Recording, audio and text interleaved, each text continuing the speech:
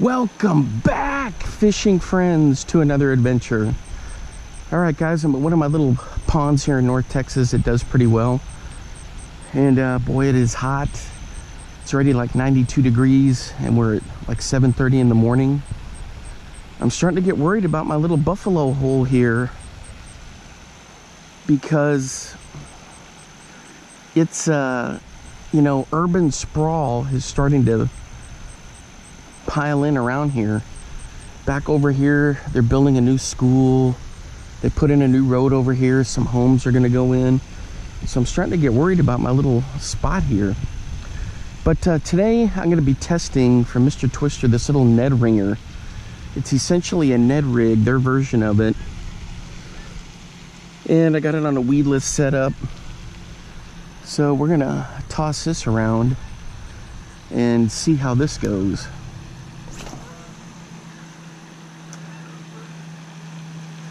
Hey, if you're new to the channel, thanks for stopping by. Oh, check out the geese. Yeah, they're starting to make their way through here. Hey, if you're new to the channel, thanks for stopping by. I appreciate all the support.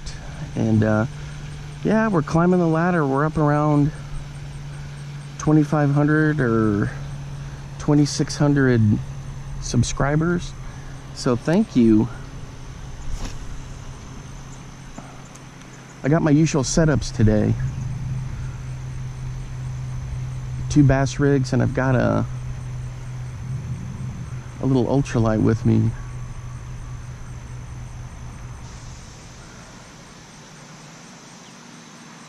The water looks a little low, but we'll see how this works out. So how does this work with the Ned rig? Uh-oh, this cabbage. So the Ned rig is weighted at the tip so that it mimics a bait fish pecking along the bottom. There's some more geese.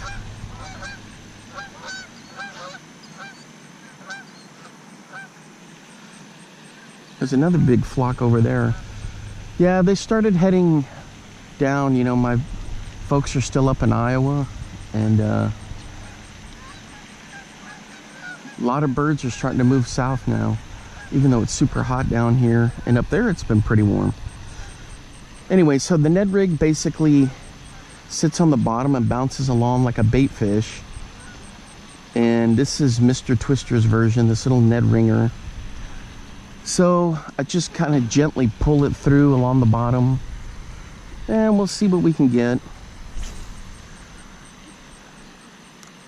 Now in this pond right here, there's all kinds of sunfish and of course bass, crappie. And I'll take any of them.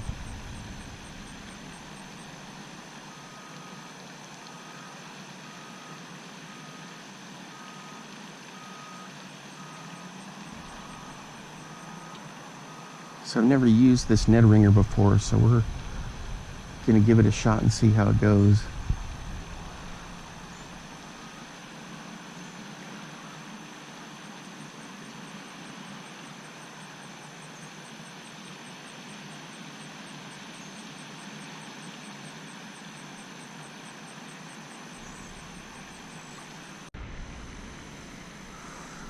Yeah, I need to do quite a bit of testing with this Ned ringer, so this is like my first real chance. I got to give a shout out to all the people that I work with. So school has been going for over a week now, and it's been fantastic. I wish everybody out there going back to school a great year. Dang, I thought I had a hit right there. I think I'm going to be able to squeeze in a trip to Iowa in October. And I've never seen it, what it looks like up where our little lake cabin is up there in October. So it'll be interesting to see how all that goes.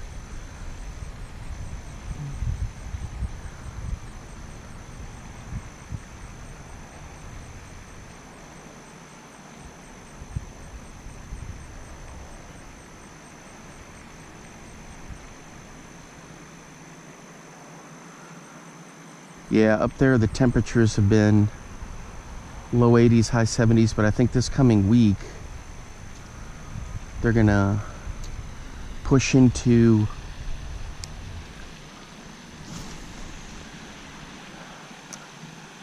the mid to high 90s. And here we've been sitting at 100, 107 in that little area there. 105s, 104s. It's just been brutal. So hopefully we'll be able to catch some fish today with this heat.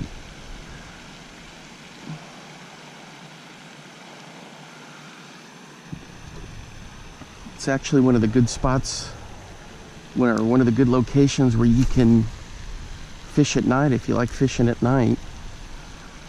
They still bite.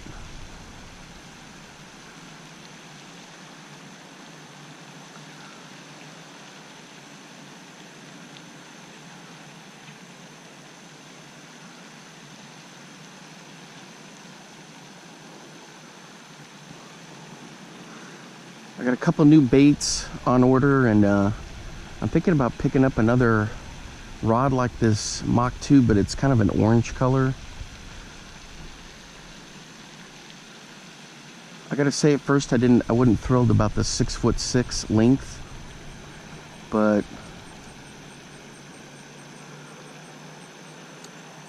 it's starting to grow on me, or it has grown on me. I usually prefer the 6-footers, but you know, this one's worked out pretty good. I got a friend of mine that fishes with a 7-footer, and he's got another one that's like 7.2, and he loves them, but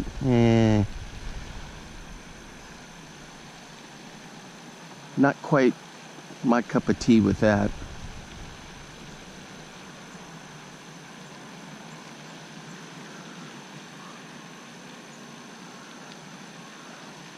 Well, we've hit this spot pretty good. So I think we're going to move down the bank and we'll keep doing that back and forth.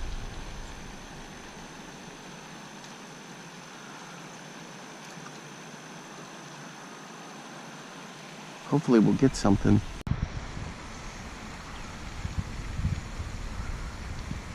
Alright guys, I'm still using the Ned Ringer, but I saw some crappie cruising the shore here, so I'm throwing the ultralight in here. It's a little crawl on the bobber.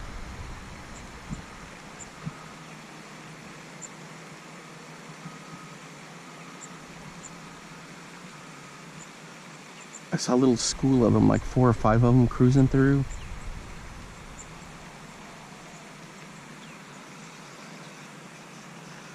Dang it.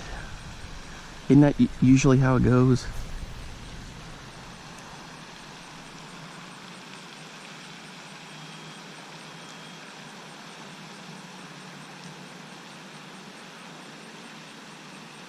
You spot them, you cast, and you don't get anything.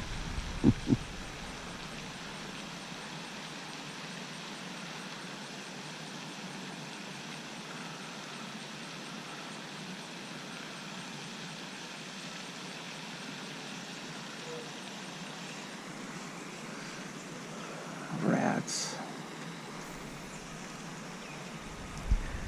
Well, it looks like they're having a big set of soccer matches this morning over on the other side of the parking lot there. Yeah, I think I'm starting to lose my little buffalo hole here to urban sprawl.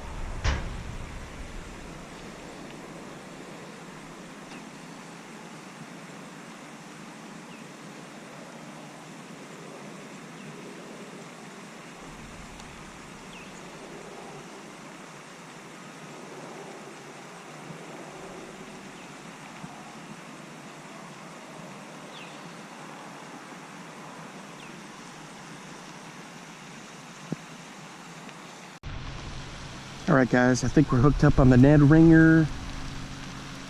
Oh, we came off. How does he come off?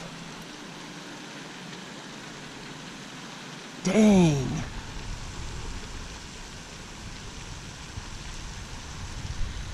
All right. Do I count that one? I lost him right out there.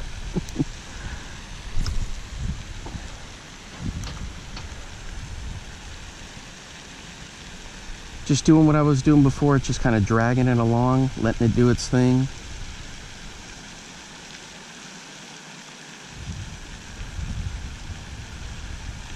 It was a bass, I'd say probably 10, 11 inches.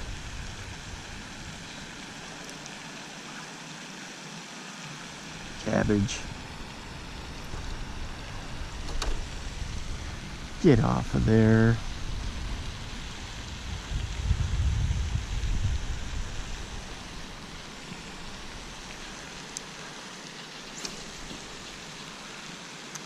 All right. Looks like they got the aerators going full steam. You know, I've fished around the aerators before here, and I just have never had any good luck.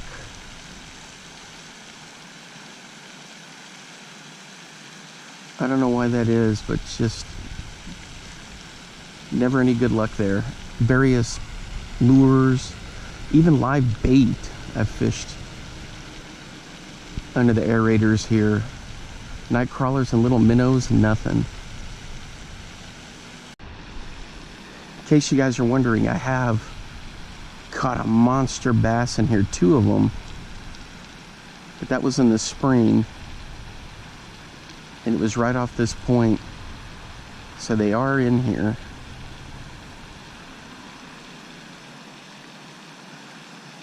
The question comes down to the temperature. The water is 80 plus for sure.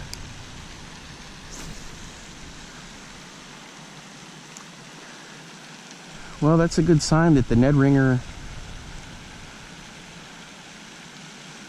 got hammered.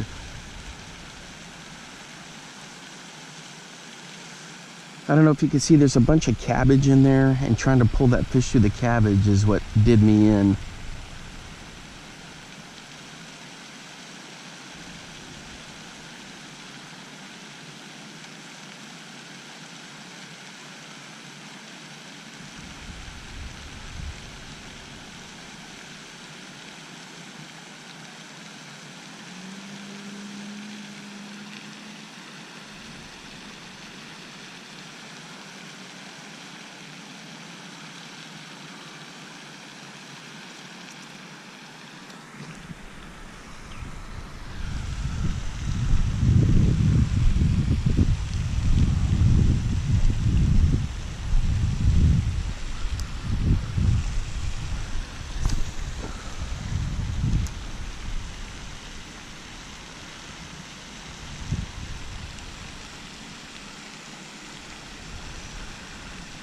So I guess this is going to go from rural fishing to urban fishing here pretty quick, huh?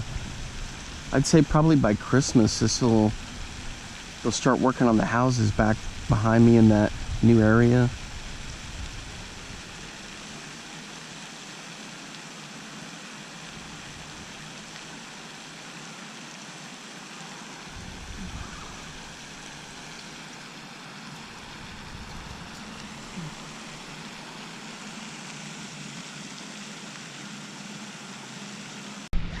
All right, guys, I've been throwing the tube, the little crawl looking tube, and we're hooked up. I gotta get him through this cabbage. That's the only thing. That's how I lost the other one. Oh, he's stuck down in there, that's for sure. Come on. That's their MO, is they love to get entrenched down in there to get away. Come on. Let's go, let's go. Hey, that's a good fish right there. Easy, easy, fella. We'll get you unhooked. Wow. It's a nice fatty right there. Hopefully the heck cam picks him up. Boy, he's been eating good, and even in this heat. All right, guys, on the tube. There he goes. Kersplash. All right, let me show you what I was throwing. See, I missed one on the Ned ringer. And let's get this cabbage off. Just that, you've seen me throw these before. Just a little 4-inch salt tube. Venom lures, venom lures. You can get them at Big Bite Baits. There's different companies that have them, but I just kind of let it drift along, and sure enough, pow. If you give it a good pop, it comes up and erratically falls, and you can usually get one to at least look at it.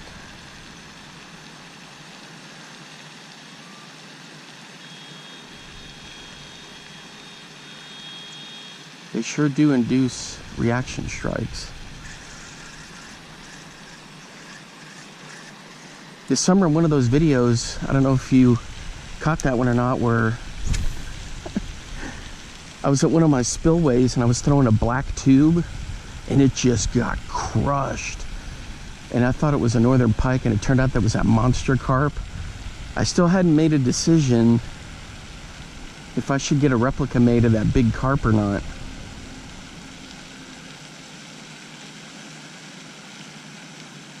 Still thinking about it.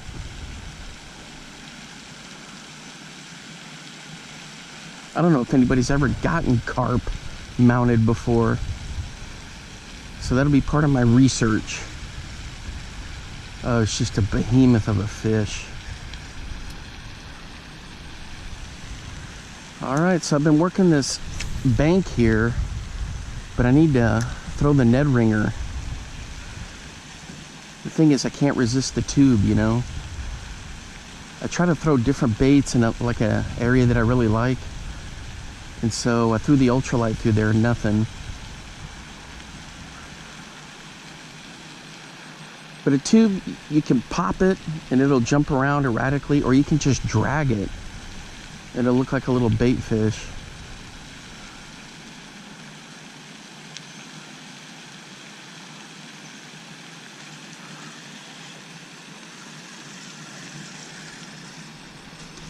All right, one more cast with this, and then I'll switch back to the Ned ringer. We'll work this area a little bit more, and we'll head towards the aerators, which I'm not a big fan of. The other thing is, there's just a lot of pipes and things down there you got to watch out for.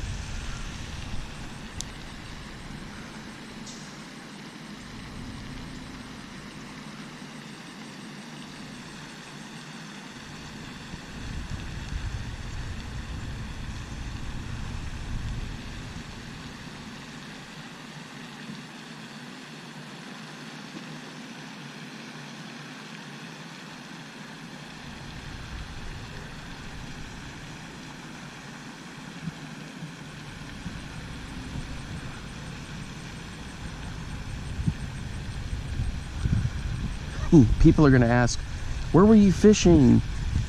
Like some of my buddies and stuff, they'll text or whatever. I try not to disclose where everything is, but man, this spot where I'm at here is super popular for the area.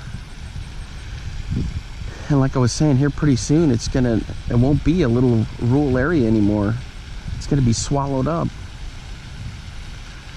The good thing is it's not too far from where I live.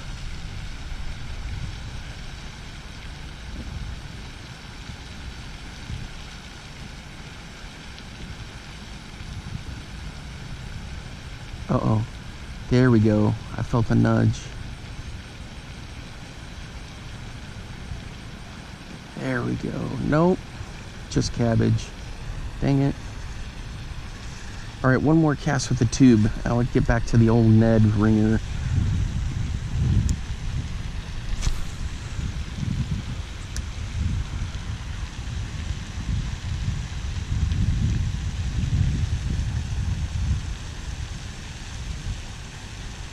There we go, there we go, there we go. I had a hit. Come on. Stick with it, stick with it, stick with it. I mean, that was a thump. Nope, nothing there.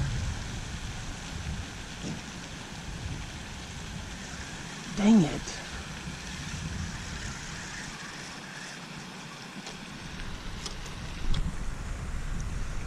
Man, that was a nice thump and just nothing.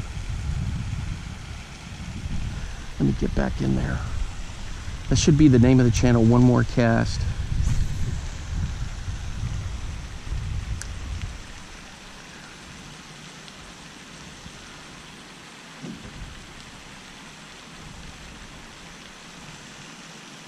That was too far out.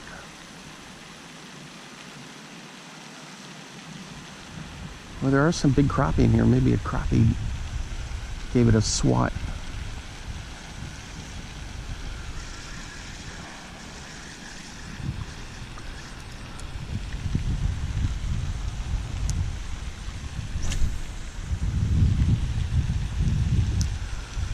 All right, guys, before I move down, again, I'm going to throw this little ultralight. It's got the craw on it.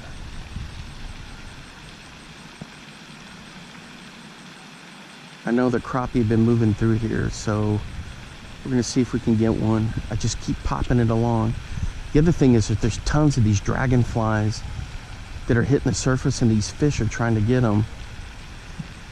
And, you know, crappie always feed looking up. So maybe I can get one to hit the craw here.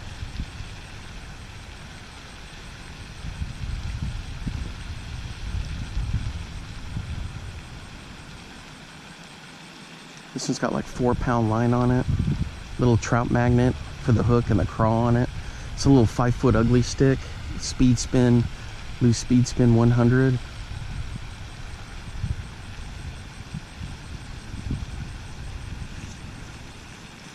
Well, nothing there. Let's try right down here. Then we'll move towards the aerator. See if anything's lurking over there.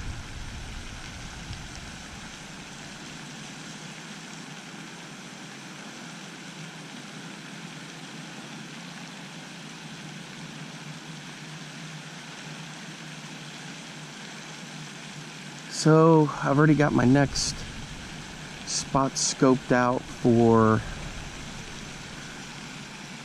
the fall. I really wanted to go up to this one spot today, but it just didn't work out. Then I was thinking, well, maybe tomorrow I can get over there.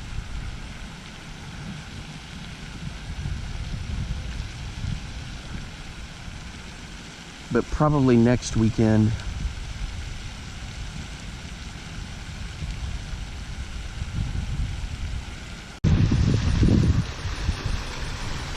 Alright guys, I'm fishing by the aerator. I did have a bite on the ultralight and I missed him. The aerator, it's got some pipes that are heading out that way and straight out, so I gotta be careful here.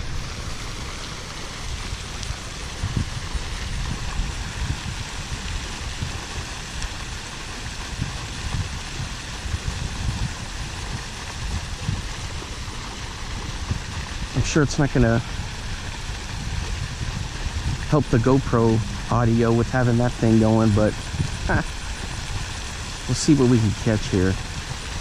So with this, I just kind of pop it along, and then I let it sit for a little bit. Pop along, let it sit for a little bit.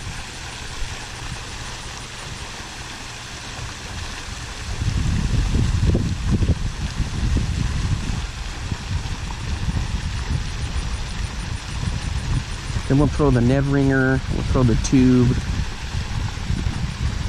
Then we've got this whole area, that's where I was down there, and we'll toss it on the other side of this cabbage.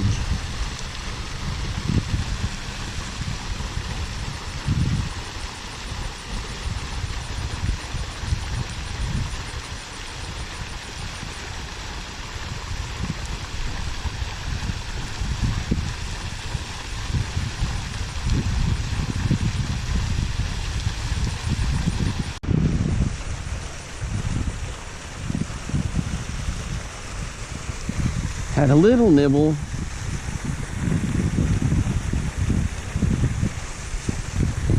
So this is a little craw that I'm using, just a little trout magnet craw and a little bobber. Just kind of, ooh, there we had a hit right there. Come on, take it, take it, take it.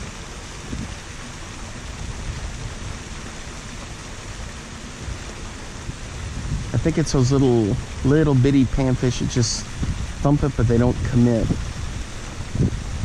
Nope. Crying out loud. Yeah, that's the thing, is I'm not a big fan of these little cat and mouse games with a little panfish. You guys know that from my other videos. It just drives me nuts. They just pop it, and they just never really commit to taking it.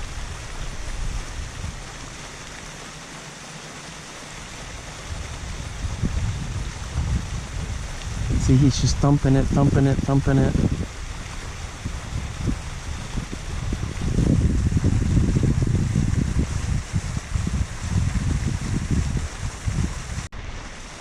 Alright guys, I've been sparing you about 20 minutes of cat and mouse. And yet I get sucked into doing the cat and mouse game because I get frustrated and I just want to catch one. Jeez Louise. Alright.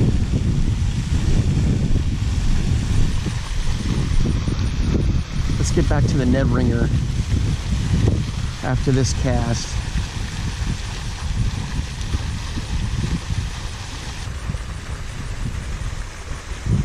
So definitely a lot more testing for this lure, but I did get that one fish, I just couldn't land him.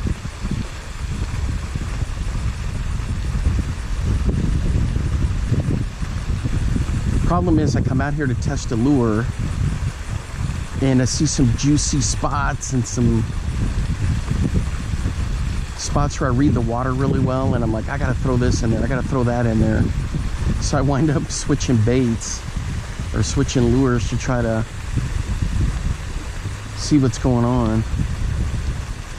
I need to have a little bit more discipline.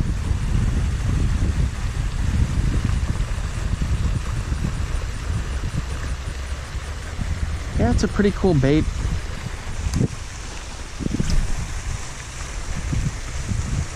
Ned rigs are usually money. I just don't fish them that often. I think as I get older, I narrow my bait choices down to just the ones I really like.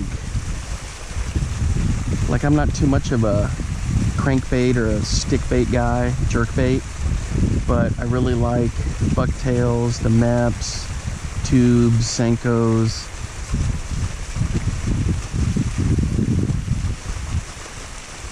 A lot of times the lures are designed to catch the angler more so than the fish. You know, you get caught window shopping and you think, oh, this is going to be great. And you do some research, you see some guys catching stuff with it, and you're like, oh, I got to try it. But usually it always comes back to what you feel most comfortable with. All right, guys, I'm back in this little cove here, and it is just super shallow.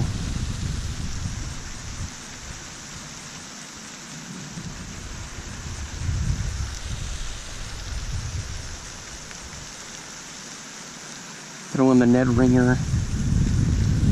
There's a bunch of that cabbage down there, and I got to be careful not to hit that.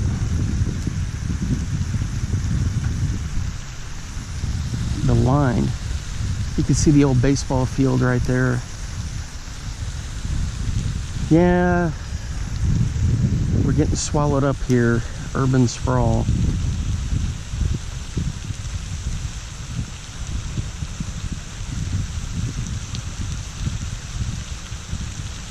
I think I'm going to work around the aerator a little more and then head back to our original spot. Way back in that little corner. So I walked around here, fished this a little bit. No sniffs. You can kind of see how shallow it is. big chunk of rebar. So it gets kind of sketchy in here with stuff.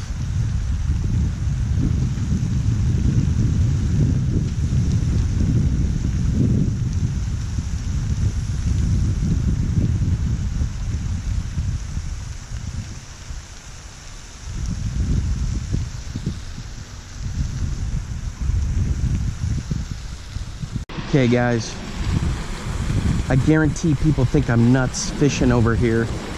I'm gonna show you the parking lot over there, and it is just packed. So this is like Soccer Mom USA. There's got to be about 20 teams on those fields way out there. It's just packed with little soccer players. So it being fall and school started, I should have realized that soccer season was starting.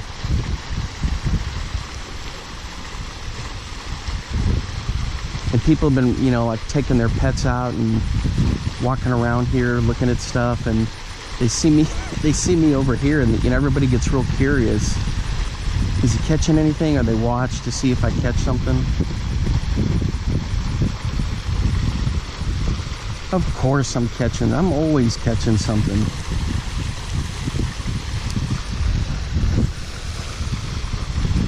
All right, still throwing the Ned ringer. I've been working this area. I'm about to switch to the tube and bomb that through here.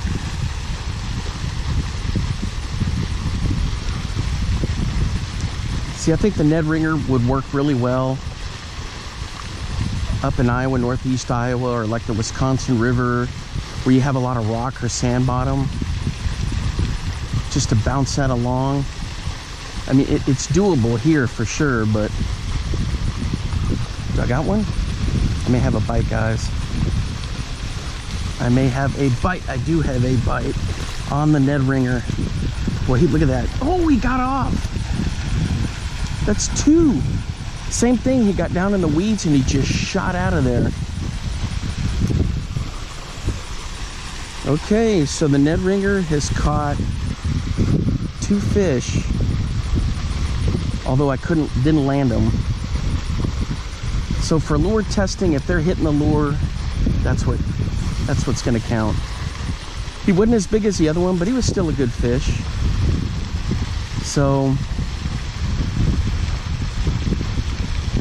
as I was saying, that, you know, up in the sand bottom, rocky bottom, but you just got to work it. All it is just, you know, moving it, setting it, and drawing that strike. This one, he just a real light thump, and I moved it and it wasn't going anywhere. He didn't realize he was hooked until I had him in here. Then he really started going bananas.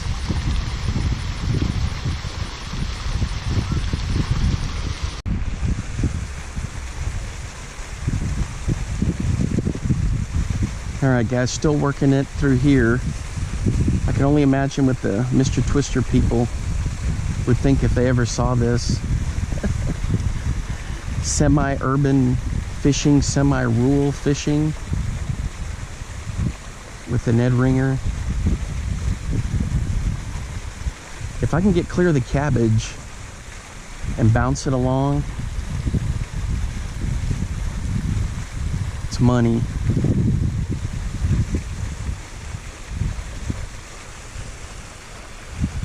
That's what I was saying before. Oh yeah, this looks good in the water.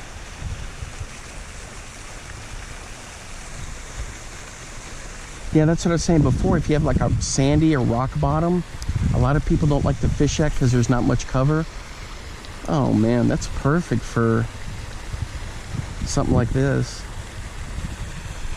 And I'll be testing it for sure when I get up to Iowa in October.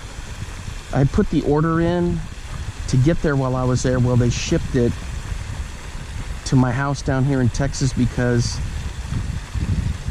they couldn't figure out how to find the lake house P.O. box, which is weird. I don't get that. Everything else has made it. Even other stuff from Mr. Twister made it. But for some reason, the Ned ringers didn't get there, so they were waiting for me when I got home. So this is the first day I've really been able to test it.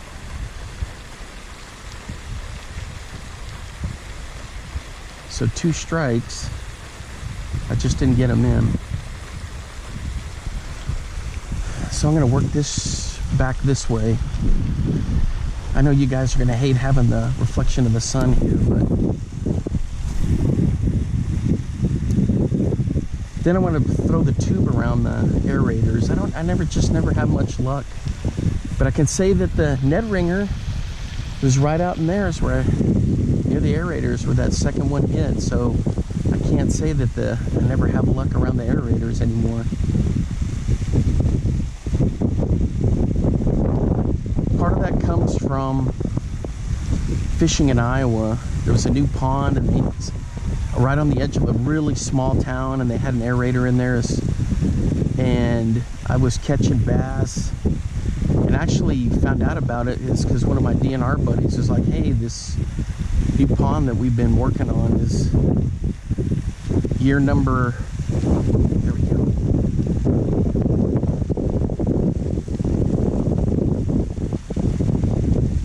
Dang. It was a year old, a year since they'd really made improvements on that pond, and about the 5th or 8th cast, throwing a bucktail jig, I got it right inside the aerator. It's like a ring around it, and I got the lure stuck, and to this day it's still sitting there. Now when they shut it down for the winter time, you'd figure they'd go out there and yank it off, but when I looked at it last time, it looked like it was still there. Gosh, guys, I'm just getting tons of little mini thumps here. Did a little cat and mouse with the ultralight. Now I've got the tube out there.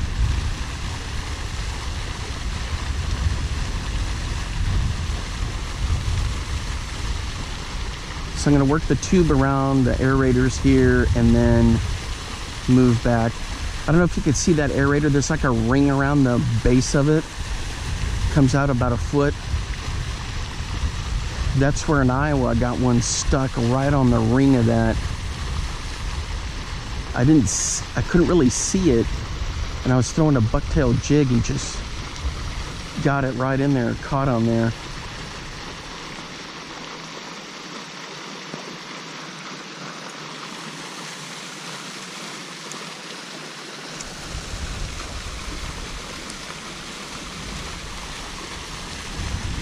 Now there's people circling the parking lot because I can't get any parking.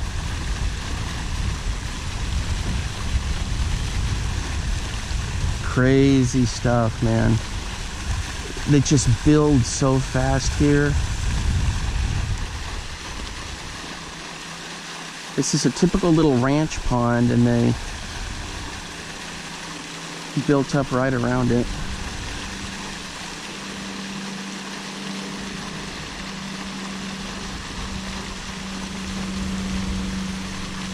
There we go, I have a thump right there.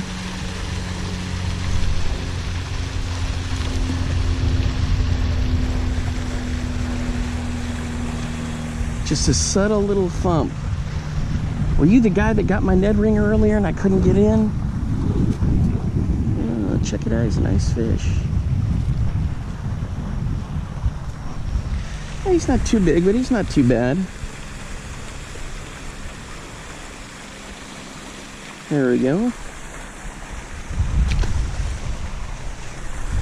Telling you guys, tube fishing, you can order the special jigs that go in there, or you can just kind of put your own.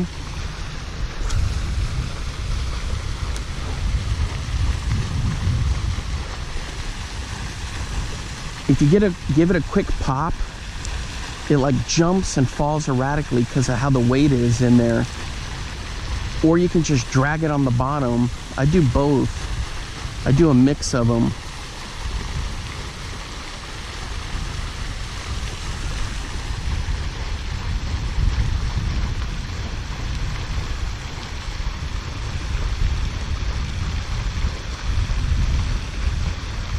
But when it's hot like this, you gotta just, you know, take your time. Don't overdo it.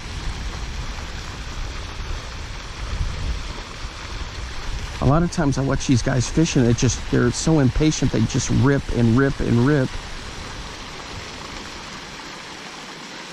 And I know that from fishing in that creek in Iowa, back where I hiked in there. Ooh, I missed one. Where I was hiking in that creek in Iowa, I could see the bottom and I could see the fish there. And they take some time to kind of scope it out and look at it. Now in the spring, that's different because they're ultra aggressive, you know, and they're hammering. But in the summertime here, I would bounce that tube along and they kind of follow it. And then they would, you know, if they thought their buddy was going to get it, then they'd hit it, or they'd just kind of stalk it. But now a pike is completely different. They'll just hammer on sight. But,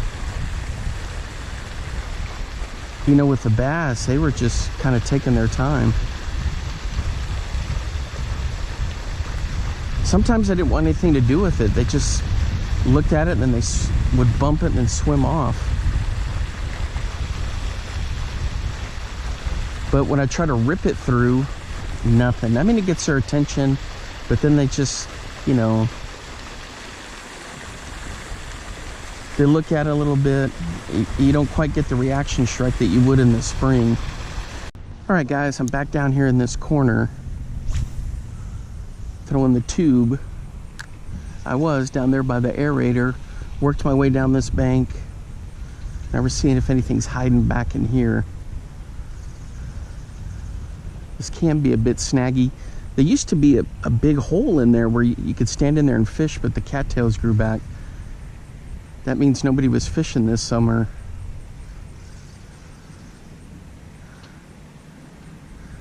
We got tons of people still trying to find parking. I'm telling you, this is Soccer Mom USA right here. Pretty much you could say that about every city in the North Texas area.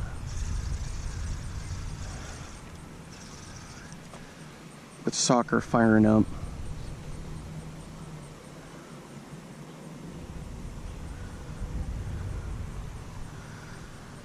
And I think high school football, they had scrimmages this weekend, and next weekend I think the season might start.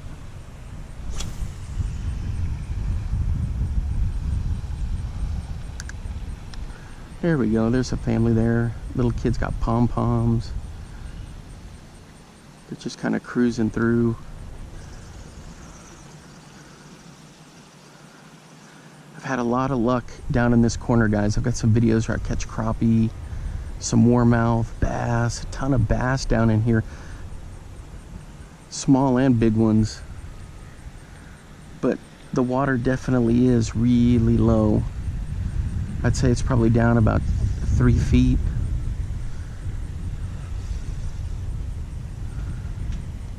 But that's typical here, you know, because it's back half of July and August are just really arid. And into August, end of August through part of September. September can get some decent rain, but there was quite a bit of rain in June, and well, even past the 4th of July, so that built the water levels up. But now they're starting to really struggle. I don't know if you guys saw, but in the Des Moines River area, they had a bunch of sturgeon died because of the stagnant water, warm water. They're kind of used to water temps in the 70s, and I think the water temp might have been up in the low 80s. No, it didn't affect any other fish, but for sure it affected the sturgeon. I think that's where it was, the Des Moines River.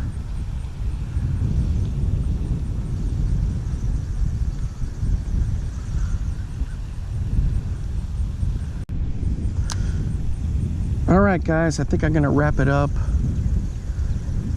Haven't had a sniff on anything in quite a while. Through the Senko a little bit, nothing.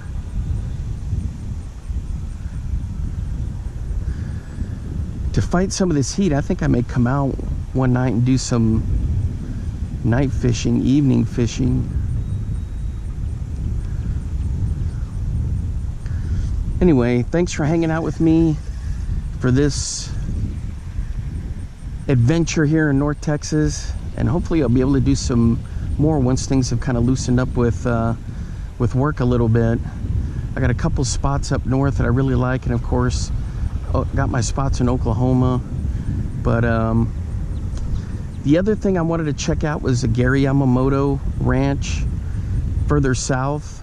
He's the guy that, you know, invented or has the Senko, his company's version, the Senko. And you can stay down there and fish the ponds, and it's not too expensive. And it's a good way to get out there and have some fun and do some fishing. So I want to scope that out. And of course, I've got my trip to Iowa coming up in October. Well, that's going to be it for today, guys. Thanks for hanging out with me, and until next time, I will see you then.